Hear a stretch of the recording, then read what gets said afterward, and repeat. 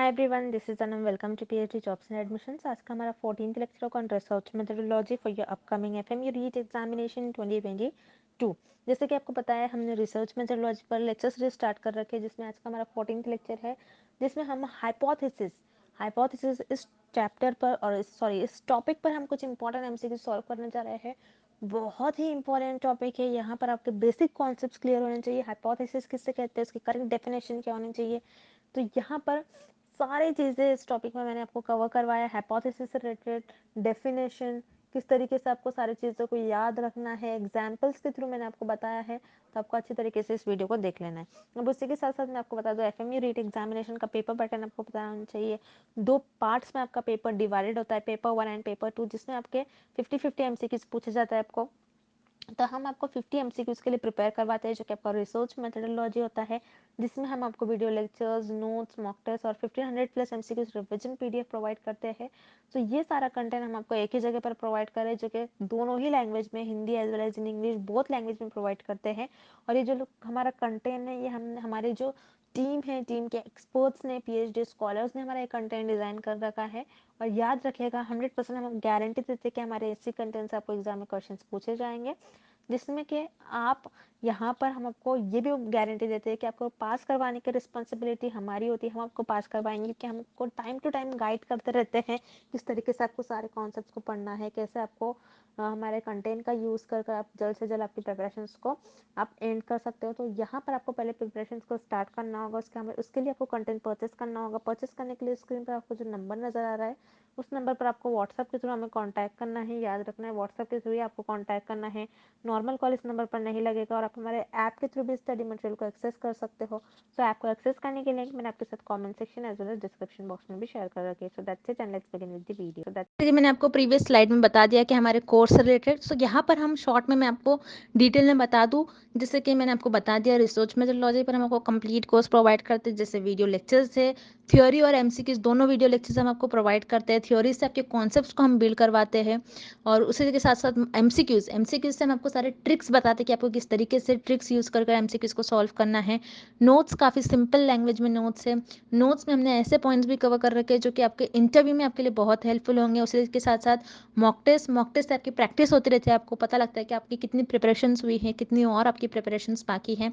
And 1500 plus MCQs revision PDF, जिसमें इस PDF में हमने 1500 से भी ज़्यादा इंपॉर्टेंट एमसीक्यूज कवर कर रखे जो कि सेंट्रल और गवर्नमेंट यूनिवर्सिटी में पूछे ही गए थे। तो आपको ज़्यादा से ज़्यादा हमारे इस कंटेंट से ही क्वेश्चंस पूछे जाएंगे। जैसे कि मैंने आपको बता दिया, 100% गारंटी के साथ कंटेंट हम आपको प्रोवाइड करते हैं। सो आपको सारी आपकी पास करने की रिस्पॉन्सिबिलिटी हमारी होती है। तो आपको ज़्यादा टाइम वेस्ट नहीं करते हुए आपकी प्रिपरेशंस को स्टार्ट करनी है। स्क्रीन पर दिए गए नंबर पर आपको व्हाट्सएप के थ्रू हमें कॉन्टैक्ट करना है। नॉर्मल कॉल इस नंबर पर नहीं लगेगा, याद रखिएगा, व्हाट्सएप के थ्रू हमें कॉन्टैक्ट करना है। और आप हमारे ऐप के थ्रू भी स्टडी मटेरियल को एक्सेस कर सकते हो। सो ऐप को एक्सेस करने की लिंक मैंने आपके साथ comment section as well as description box में भी प्रोवाइड कर रखी है, जिससे कि आप 1 क्लिक में ही वहाँ से हमारे ऐप के पर 1 क्लिक पर से ही हमारे स्टडी मटेरियल को एक्सेस कर पाओगे। सो that's it and let's begin with the video. First question, a dash is a statement of expectation or prediction that will be tested by research. इस क्वेश्चन में हमें फाइंड आउट करना है कि ऐसा कौन सा स्टेटमेंट होता है जो रिसर्चर के एक्सपेक्टेशन, प्रिडिक्शन और गेसेस पर बेस्ड होता है, और उसी स्टेटमेंट को रिसर्चर अपने रिसर्च में टेस्ट करते हैं। ओके, सो हम ऑप्शंस के थ्रू जानते हैं कौन सी ऐसी रिसर्च होती है। तो पहले हम ऑप्शन बी देखेंगे, रिसर्च प्रपोजल। रिसर्च प्रपोजल ये 2 to 7 पेजेस का डॉक्यूमेंट होता है, जिसमें रिसर्चर अपने रिसर्च में कौन से मेथड से रिसर्च करेंगे, कौन से मेथड से डेटा को कलेक्ट करेंगे, कहाँ से सर्वेज लेंगे, फिर कैसे डेटा को कलेक्ट करेंगे, सारे इंफॉर्मेशन, और रिसर्च में कितना मनी स्पेंड हो रहा है, ये सारी इंफॉर्मेशन अपने रिसर्च प्रपोजल में लिखते हैं। और वो डॉक्यूमेंट और रिसर्च प्रपोजल रिसर्चर अपने गाइड को देते हैं। अगर रिसर्च प्रपोजल रिसर्चर की अप्रूव होती है, तभी रिसर्चर आगे रिसर्च परफॉर्म कर सकते हैं। अगर रिसर्चर की प्रपोजल अप्रूव नहीं होती है, तो रिसर्चर आगे रिसर्च परफॉर्म नहीं कर सकते। सो रिसर्च प्रपोजल में रिसर्चर कोई प्रिडिक्शन और गेसेस नहीं देते हैं। दैट्स वाई यहाँ पर आपका ऑप्शन बी इनकरेक्ट हो जाएगा। Then option C, research question. Research question क्या होता है, जो रिसर्चर अपने रिसर्च के स्टार्टिंग में देते हैं, at the beginning of research.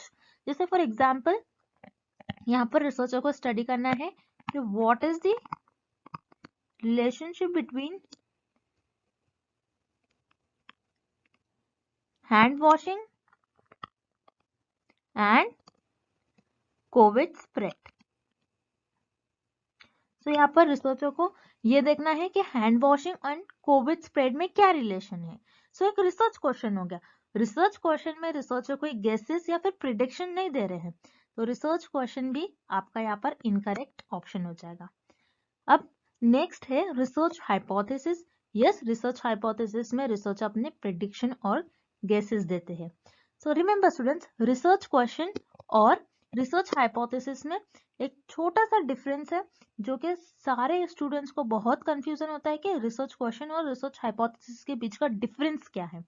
तो रिसर्च क्वेश्चन हम रिसर्च के बिगनिंग में ही दे देते, रिसर्च के स्टार्टिंग में ही दे देते, और इसी क्वेश्चन पर बेस्ड हम रिसर्च में हाइपोथेसिस ले डाउन करते हैं। अब रिसर्चर क्या करेंगे, इसी क्वेश्चन पर बेस्ड उनका कुछ प्रिडिक्शन होगा, कुछ गेसेस होंगे।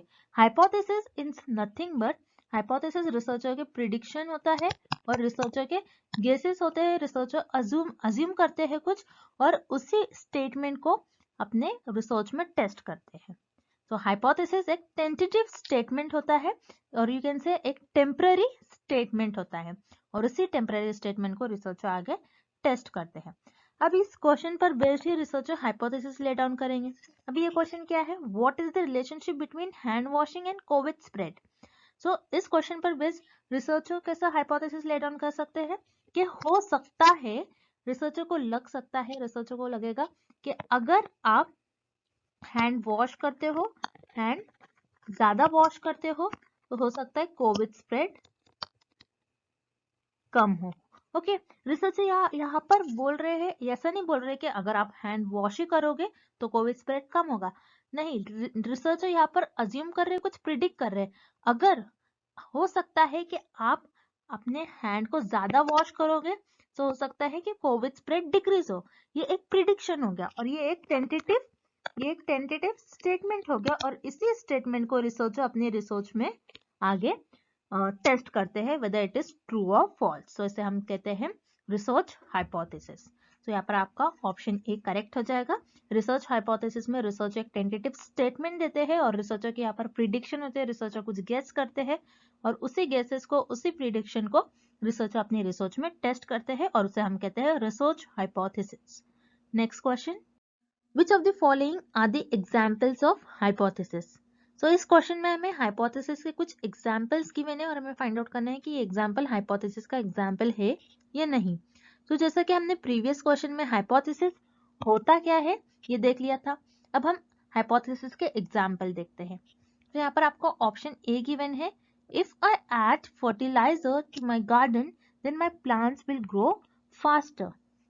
सो यहाँ पे रिमेंबर स्टूडेंट्स, जब भी आप देखते हो कि कोई सेंटेंस और कोई स्टेटमेंट इफ से स्टार्ट हो रहा है, इफ मीन्स अगर मैं अपने गार्डन में फर्टिलाइजर ऐड करूंगी, हो सकता है कि मेरे जो प्लांट्स है, प्लांट्स फास्ट ग्रो करे। ओके, तो ये एक हाइपोथेसिस हो गया है, अगर मैं ऐसा करूं तो ऐसा हो सकता है। तो ये एक हाइपोथेसिस हो गई, ये रिसर्चर की एक अजम्पशन है और ये रिसर्चर का कुछ गेसेस है। तो यहाँ पर आपका ऑप्शन ए करेक्ट हो जाएगा, this is the example of hypothesis. Then option B आपको गिवन है, if I brush my teeth every day then I will not develop cavities. Means अगर, इफ मीन्स फिर से इफ आ रहा है, मीन्स अगर मैं डेली अपने टीथ को ब्रश करती हूँ तो कैविटीज नहीं डेवलप होगी। सो ये रिसर्चर के अगेन एक अजम्पशन है, गेसेस है, एक टेंटेटिव स्टेटमेंट है, एक टेम्पररी स्टेटमेंट है जिसको हम कहते हैं हाइपोथेसिस। तो यहाँ पर ऑप्शन बी में भी आपको हाइपोथेसिस का एग्जाम्पल गिवन है। Then option C, if I take my vitamins every day then I will not feel tired. So यहाँ पर अगेन आपको ऑप्शन सी में भी जो स्टेटमेंट आपको गिवन है ये भी इफ से ही स्टार्ट हो रहा है, मीन्स अगर मैं विटामिन लेती हूँ एवरी डे देन मैं टायर्ड फील नहीं करूंगी। ओके, सो अगर से स्टेटमेंट आपका स्टार्ट हो रहा है मीन्स ये एक हाइपोथेसिस है। यहाँ पर आपका ऑप्शन सी भी करेक्ट हो जाएगा, ये भी हाइपोथेसिस का एग्जाम्पल है। दैट्स वाई यहाँ पर आपका करेक्ट ऑप्शन हो जाएगा option D, all the above, because all these are the example of hypothesis. Okay, next question. Hypothesis testing is the main concept of which type of research? इस question में हमें find out करना है कि hypothesis testing कौन से research का main goal होता है. सो हाइपोथेसिस टेस्टिंग एक्सपेरिमेंटल रिसर्च का मेन एम होता है और मेन गोल होता है. जैसे हमने देखा था एक्सपेरिमेंटल रिसर्च में रिसर्चर इंडिपेंडेंट वेरिएबल का क्या इफेक्ट हो रहा है डिपेंडेंट वेरिएबल पर, ये फाइंड आउट करते हैं और cause and effect relationship find out करते हैं between the variables independent and dependent variable. तो अब जैसे यहाँ पर रिसर्चर एक्सपेरिमेंटल रिसर्च में हाइपोथेसिस ले डाउन कर और एक्सपेरिमेंट परफॉर्म कर उस हाइपोथेसिस को टेस्ट करते हैं. जैसे फॉर एग्जांपल रिसर्चर का यहाँ पर ये हाइपोथेसिस होगा कि increases water increasing plant growth. अगर आप प्लांट को ज्यादा वाटर दे रहे हो तो हो सकता है कि आपका प्लांट ज्यादा ग्रो करे. ओके, सो यहाँ पर रिसर्चर ने अपनी हाइपोथेसिस ले डाउन करा और इसी हाइपोथेसिस को अपने रिसर्च में एक्सपेरिमेंट परफॉर्म कर इस हाइपोथेसिस को टेस्ट करेंगे researcher. So yes, experimental research में रिसर्चर हाइपोथेसिस ले डाउन करते हैं और एक्सपेरिमेंट्स परफॉर्म कर इस हाइपोथेसिस को टेस्ट करेंगे. देन यहाँ पर आपका ऑप्शन बी गिवन है हिस्टोरिकल रिसर्च. हिस्टोरिकल रिसर्च में हम पास्ट इवेंट्स के बारे में स्टडी करते हैं, जैसे world history, Indian history. Historical research में रिसर्चर कोई हाइपोथेसिस ले डाउन नहीं करते और कोई हाइपोथेसिस को टेस्ट नहीं करते. दैट्स व्हाई यहाँ पर आपका ऑप्शन बी इनकरेक्ट हो जाएगा. Then option C surveys. Survey एक मेथड ऑफ डेटा कलेक्शन होता है. हम सर्वेस के थ्रू डेटा को कलेक्ट करते हैं. सर्वे में भी आप कोई हाइपोथेसिस को टेस्ट नहीं करते हो. दैट्स व्हाई यहाँ पर आपका ऑप्शन सी भी इनकरेक्ट हो जाएगा. So hypothesis testing is the main concept of experimental research. That's why यहाँ पर आपका करेक्ट ऑप्शन हो जाएगा option A experimental research. Okay, next question. और रिसर्च हाइपोथेसिस इज अ. इस क्वेश्चन में हमें फाइंड आउट करना है कि रिसर्च हाइपोथेसिस होता क्या है. ओके, तो जैसे हमने देखा था हाइपोथेसिस. हाइपोथेसिस एक टेंटेटिव स्टेटमेंट होता है जो रिसर्चर के अजम्पशंस या फिर प्रिडिक्शंस पर बेस्ड होते हैं, तो उसे हम कहते हैं hypothesis. Hypothesis is nothing but researcher के जो अजम्पशंस और प्रिडिक्शन होते हैं और उसी अजम्पशन और उसी स्टेटमेंट्स को रिसर्चर अपने रिसर्च में टेस्ट करते हैं whether it is true or false. तो यहाँ पर आपका ऑप्शन सी करेक्ट हो जाएगा. हाइपोथेसिस एक टेंटेटिव प्रपोजिशन होता है. टेंटेटिव मीन्स टेम्पररी, टेम्पररी और प्रपोजिशन मीन्स स्टेटमेंट. सो हाइपोथेसिस आपका एक टेम्पररी स्टेटमेंट होता है. रिसर्चर कुछ समय के लिए मान लेते हैं अगर मैं ऐसा करूं तो ऐसा हो सकता है, सो उसे हम कहते हैं हाइपोथेसिस. सो यहाँ पर आपका ऑप्शन सी करेक्ट हो जाएगा. देन यहाँ पर आपका ऑप्शन बी गिवन है प्रिंसिपल्स. प्रिंसिपल क्या होते हैं? जो लॉज होते हैं उसे हम कहते हैं प्रिंसिपल. तो आपने देखा होगा फिजिक्स, केमिस्ट्री, इन सारी चीजों में लॉज होते हैं. लॉज जो फैक्ट्स पर बेस्ड होते हैं उसे हम कहते हैं लॉज. अब लॉज में आप कोई प्रिडिक्शन और गेसेस नहीं कर सकते हो. दैट्स व्हाई यहाँ पर आपका ऑप्शन बी इनकरेक्ट हो जाएगा. Then option A theory. हमने देखा था हमारा जो हाइपोथेसिस होता है, हाइपोथेसिस का जो स्टेटमेंट होता है वो वन लाइन का होता है और आपकी थ्योरी कभी भी वन लाइन की नहीं होती है और अब थ्योरी में भी आप कभी प्रिडिक्शन और गेसेस नहीं दे सकते हो. दैट्स व्हाई यहाँ पर आपका ऑप्शन ए भी इनकरेक्ट हो जाएगा. So your correct option is option C tentative proposition. Hypothesis जो होता है एक अजम्पशन होता है, एक टेंटेटिव स्टेटमेंट होता है और टेंटेटिव प्रपोजिशन होता है. Okay, next question. Which of the following is not a characteristic of good hypothesis? इस क्वेश्चन में हमें फाइंड आउट करना है कि किस ऑप्शन में हमें गुड हाइपोथेसिस की कैरेक्टरिस्टिक गिवन नहीं है. तो अब हम ऑप्शंस देखते हैं. ऑप्शन ए टेस्टिबिलिटी. टेस्टिबिलिटी क्या होता है कि आपने जो भी हाइपोथेसिस ले डाउन किया होगा, आपका जो भी हाइपोथेसिस का स्टेटमेंट होगा, आपका ऐसा हाइपोथेसिस होना चाहिए जिसको आप टेस्ट कर सको. ओके, जैसे हमने देखा था अगर आप वाटर ज्यादा दे रहे हो प्लांट को तो हो सकता है प्लांट की ग्रोथ भी ज्यादा हो. ऐसे कुछ आपको ऐसा स्टेटमेंट देना है जिस पर आप टेस्ट कर सको. ऐसा स्टेटमेंट नहीं देना है आपको कि जिस पे आप टेस्ट परफॉर्म नहीं कर सकते. सो यहाँ पर आपका ऑप्शन ए करेक्ट हो जाएगा because this is the good characteristic of hypothesis.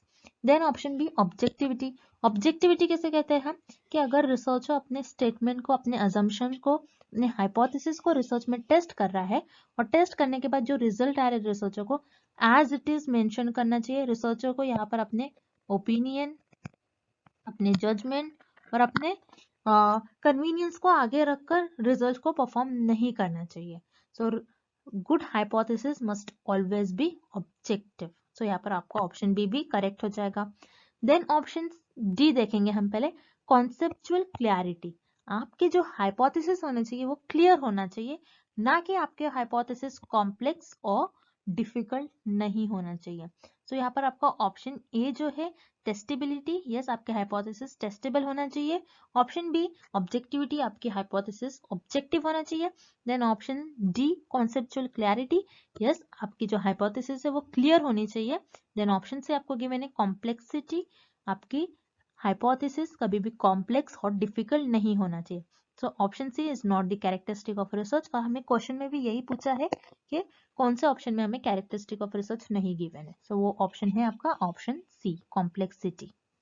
Moving on to the next question, a hypothesis is.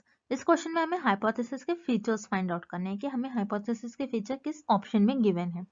सो अब ऑप्शंस देखते हैं हम। Option A, a certain and establish finding. तो सर्टेन मीन्स जो फिक्स्ड है, and establish mean जो already proven है। सो क्या हम हाइपोथेसिस ये करते हैं कि जो ऑलरेडी प्रूवन है उस पर हम हाइपोथेसिस टेस्ट करते हैं? नो, बिकॉज हाइपोथेसिस में रिसर्च अपने गेसेस और प्रिडिक्शन को टेस्ट करते हैं, टेम्पररी स्टेटमेंट देते हैं और स्टेटमेंट को टेस्ट करते हैं।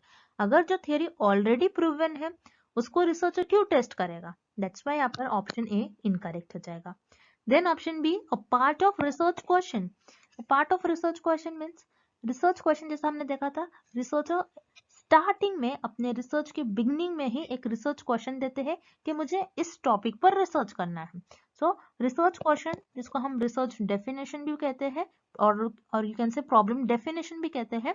सो इस प्रॉब्लम डेफिनेशन को हम फर्स्ट स्टेप में प्रॉब्लम को डिफाइन करते हैं और प्रॉब्लम को डिफाइन करने के बाद हम हाइपोथेसिस देते हैं। So it is not the feature of hypothesis. That's why यहाँ पर आपका ऑप्शन बी भी इनकरेक्ट हो जाएगा।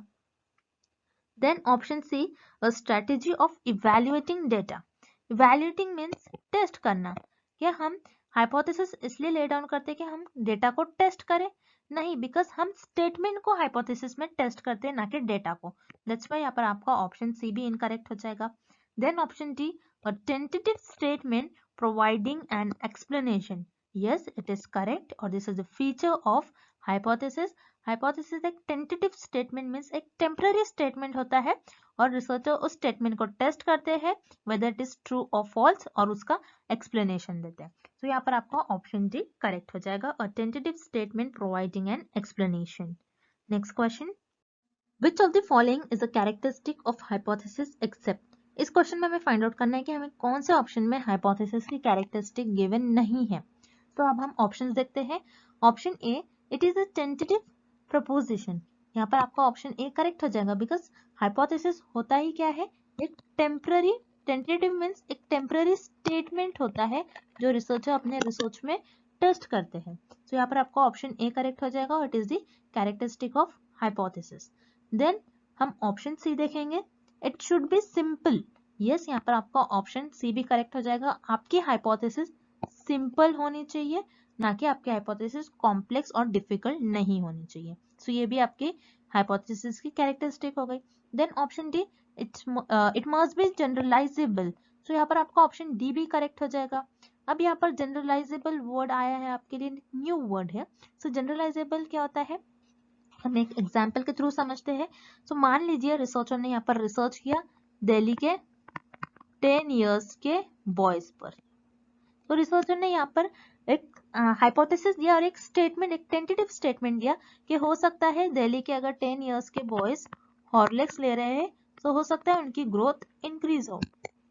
तो यहाँ पर रिसर्चर ने सिर्फ दिल्ली के बच्चों को लेकर उन पर रिसर्च परफॉर्म किया है ये और एक स्टेटमेंट दिया है कि अगर दिल्ली के 10 इयर्स के बॉयज अगर हॉर्लिक्स ले रहे हैं तो हो सकता है उनकी ग्रोथ इंक्रीज हो। अब रिसर्चर ने सिर्फ ये दिल्ली के बच्चों को लिया है। सो रिसर्चर के इससे, इस स्टेटमेंट और इस हाइपोथेसिस से जो भी रिजल्ट आएंगे, सो उसके रिजल्ट जनरलाइजेबल होना चाहिए, मीन्स उसके रिजल्ट सिर्फ दिल्ली के बच्चों पर नहीं अप्लाई होना चाहिए, बल्कि हर एक सिटी के बच्चों पर अप्लाई होना चाहिए और पूरी कंट्री के बच्चों पर अप्लाई होना चाहिए, तभी हम उसको बोलेंगे कि हमारी हाइपोथेसिस जनरलाइजेबल है। देन यहाँ पर आपका ऑप्शन डी भी आपकी हाइपोथेसिस की कैरेक्टरिस्टिक होती है। देन हम ऑप्शन बी देखते हैं, the validity of the hypothesis is known. So यहाँ पर आपका ऑप्शन बी इनकरेक्ट हो जाएगा, बिकॉज हम रिसर्चर जो हाइपोथेसिस ले डाउन करते हैं वो वैलिड है या फिर नहीं है, रिसर्चर ये नहीं वैलिड होगी ही, रिसर्चर ऐसा नहीं बोलते हैं, बल्कि रिसर्चर का एक अजम्पशन होता है। हो सकता है रिसर्चर ये बोले कि अगर ये आप एक्सवाई ड्रग लेते हो तो हो सकता है आपका कैंसर क्योर हो सकता है, ये नहीं बोलेंगे कि रिसर्चर के ये आप अगर ये ड्रग लोगे तो आपका कैंसर क्लियर हो ही जाएगा, आप कैंसर से आपका कैंसर क्योर हो ही जाएगा, नहीं, बिकॉज यहाँ पर रिसर्चर को भी नहीं पता होता है, रिसर्चर तो कुछ अजम्पशन दे रहे, अगर हो सकता है अगर आप ये ड्रग लो तो हो सकता है कि कैंसर क्योर हो। ओके, सो यहाँ पर आपका option B, it is not the characteristic of hypothesis, the validity of the hypothesis is known. यहाँ पर आपका ऑप्शन भी करेक्ट हो जाएगा। Next question, a hypothesis is not always necessary in. इस क्वेश्चन में हमें फाइंड आउट करना है कि कौन से रिसर्च में हाइपोथेसिस की जरूरत नहीं होती है। सो अब हम ऑप्शन ए देखते हैं, experimental research, and option B is correlational research. So experimental research में जैसे हमने देखा था, एक्सपेरिमेंटल रिसर्च में हम हाइपोथेसिस को टेस्ट करते हैं। जैसे मान लीजिए एक रिसर्चर का एक स्टेटमेंट है कि हो सकता है कि अगर आप स्मोकिंग ज्यादा करो तो हो सकता है कि आपके ज्यादा चांस होंगे कि आपको लंग कैंसर हो। सो यहाँ पर आपका स्मोकिंग जो होता है एक्सपेरिमेंटल रिसर्च में इंडिपेंडेंट वेरिएबल हो जाएगा और लंग कैंसर आपका हो जाएगा डिपेंडेंट वेरिएबल। सो एक्सपेरिमेंटल रिसर्च में आप एक्सपेरिमेंट परफॉर्म कर कर ये देखोगे कि सच में स्मोकिंग करने से क्या लंग कैंसर हो रहा है या नहीं। सो आप एक्सपेरिमेंटल रिसर्च में आप हाइपोथेसिस को टेस्ट करते हो। देन ऑप्शन भी आपको गिवन है correlational research. Yes, correlational research में भी आप वेरिएबल्स के बीच में रिलेशन फाइंड आउट करते हो, बट कोरिलेशनल रिसर्च में आप इंडिपेंडेंट वेरिएबल को मैनिपुलेट नहीं करते हो, बस आप एक्सपेरिमेंटल रिसर्च में ही इंडिपेंडेंट वेरिएबल को मैनिपुलेट करते हो। लेकिन कोरिलेशनल रिसर्च में भी हम वेरिएबल्स के बीच का रिलेशन देखते हैं और हाइपोथेसिस को कोरिलेशनल रिसर्च में भी टेस्ट किया जाता है।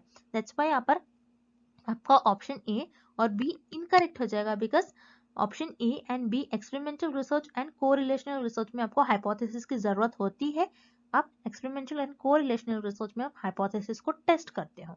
देन यहाँ पर आपका ऑप्शन सी करेक्ट हो जाएगा, हिस्टोरिकल रिसर्च। हिस्टोरिकल रिसर्च में आपको कोई हाइपोथेसिस को टेस्ट नहीं करना होता है, बिकॉज हिस्टोरिकल रिसर्च में ऑलरेडी डेटा होता है, मीन्स पास्ट इवेंट्स के बारे में हम स्टडी करते हैं, कोई हिस्ट्री होती है, पास्ट हिस्ट्रीज पर बेस्ड हम रिसर्च परफॉर्म करते हैं। सो हिस्टोरिकल रिसर्च में हमें हाइपोथेसिस को हम टेस्ट नहीं करते हैं और ना ही हिस्टोरिकल रिसर्च में हमें हाइपोथेसिस को टेस्ट करने की जरूरत होती है। दैट्स व्हाई यहाँ पर आपका करेक्ट ऑप्शन हो जाएगा option C, historical research. Next question, which of the following are the sources of hypothesis. इस क्वेश्चन में हमें फाइंड आउट करना है कि हम किन किन सोर्सेस के थ्रू हाइपोथेसिस को डेवलप कर सकते हैं। सो हम ऑप्शंस देखते हैं। Option A, the resemblance between the phenomena. Resemblance means similarity, कि कोई दो फेनोमेना के बीच में क्या सिमिलर चीजें हैं। जैसे फॉर एग्जाम्पल एक प्रूवन थ्योरी है कि अगर आप वाटर ज्यादा दे रहे हो तो लोटस प्लांट की ग्रोथ भी ज्यादा होगी ही। ओके, ये प्रूवन थ्योरी है। अब क्या करेगा रिसर्चर, यही थ्योरी को ऑब्जर्व कर और यही थ्योरी का यूज कर एक हाइपोथेसिस और एक टेंटेटिव और एक टेम्पररी स्टेटमेंट ये दे सकता है कि अगर हो सकता है अगर आप वाटर ज्यादा दो तो रोज प्लांट की ग्रोथ भी ज्यादा हो सकती है। ओके, मीन्स रिसर्चर ने यहाँ पर क्या किया, जो प्रूवन थ्योरी थी, ऑलरेडी प्रूवन थ्योरी को ऑब्जर्व कर एक टेंटेटिव स्टेटमेंट ये दे दिया कि हो सकता है अगर आप वाटर ज्यादा दोगे तो रोज प्लांट की ग्रोथ भी ज्यादा होंगी। सो इन दोनों स्टेटमेंट में कॉमन और सिमिलैरिटीज क्या है कि ये भी एक फ्लावर है और ये भी एक फ्लावर है। सो ये दो कोई फेनोमेना के बीच में सिमिलैरिटी होती है, तो उस सिमिलैरिटी की बेसिस पर भी रिसर्चर हाइपोथेसिस को डेवलप कर सकते हैं। दैट्स व्हाई यहाँ पर आपका ऑप्शन ए करेक्ट हो जाएगा। Then option B, observations from past studies. Yes, यहाँ पर आपका ऑप्शन बी भी करेक्ट हो जाएगा। जैसे ये हमारी प्रूवन थ्योरी थी कि अगर आप वाटर ज्यादा दोगे तो वाटर ज्यादा दोगे तो लोटस प्लांट की ग्रोथ भी ज्यादा ही होगी। ये एक प्रूवन थी। सो एक प्रूवन थ्योरी को रिसर्चर ऑब्जर्व करेंगे और उस ऑब्जर्वेशंस कर उस पास्ट थ्योरी से न्यू हाइपोथेसिस डेवलप करेंगे। सो यहाँ पर आपका ऑप्शन बी भी करेक्ट हो जाएगा। Then option C, scientific theories, यहाँ पर आपका ऑप्शन सी भी करेक्ट हो जाएगा। साइंटिफिक थ्योरीज जो होती है वो ऑलरेडी प्रूवन होती है और प्रूवन थ्योरी को ही रिसर्चर ऑब्जर्व कर न्यू हाइपोथेसिस डेवलप करते हैं। दैट्स व्हाई यहाँ पर आपका ऑप्शन सी भी करेक्ट हो जाएगा। So here correct option is option D, all the above, because option A, B और सी ये तीनों सोर्सेस से रिसर्चर हाइपोथेसिस को डेवलप कर सकते हैं। Okay, next question. Dash are a strong source for the formulation of hypothesis. इस question में भी हमें फाइंड आउट करना है कि कौन सा ऐसा स्ट्रॉन्ग सोर्स है जिसके थ्रू हम हाइपोथेसिस को फॉर्म कर सकते हैं। तो यहाँ पर आपका ऑप्शन ए गिवन है, एनालॉजिस। एनालॉजिस मीन्स सिमिलैरिटीज। अब एनालॉजिस का मीनिंग एक्चुअल होता क्या है, हम एक एग्जाम्पल के थ्रू समझते हैं। मान लीजिए कोई दो प्रोसेस है, ये एक फर्स्ट प्रोसेस है एंड ये एक सेकेंड प्रोसेस है और ये दोनों भी प्रोसेस सिमिलर है। तो जब कोई भी दो प्रोसेस सिमिलर है तो रिसर्चर क्या करेंगे, फर्स्ट प्रोसेस सिमिलर है तो उसकी जो हाइपोथेसिस है और सेकेंड वाले की हाइपोथेसिस भी क्या हो सकती है, सिमिलर हो सकती है। ऐसे प्रोसेस जो सेम है सो उनके हाइपोथेसिस भी सेम ही हो सकती है, उनको हम कहते हैं analogies. So yes, analogies are the strong source for the formulation of hypothesis. Then यहाँ पर आपका ऑप्शन बी गिवन है, dissimilarity, and option C is incongruity. Dissimilarity और इनकॉन्ग्रुइटी दोनों वर्ड के मीनिंग सेम ही है। डिसिमिलैरिटीज मीन्स ऐसा फेनोमेना और ऐसा प्रोसेस जो सिमिलर नहीं है। सो ऐसा प्रोसेस जो सिमिलर नहीं है सो उनके हाइपोथेसिस भी सिमिलर नहीं हो सकते। अगर ऐसा प्रोसेस जिनके हाइपोथेसिस सिमिलर है ही नहीं सो रिसर्चर उसको देखकर हाइपोथेसिस फॉर्म ही क्यों करेगा। दैट्स व्हाई यहाँ पर आपका option B and option C दोनों भी इनकरेक्ट हो जाएंगे। So here correct option is option A, analogies. Analogies are a strong source for the formulation of hypothesis. So students, I hope the concept of hypothesis is clear to everyone. Thank you for watching this video.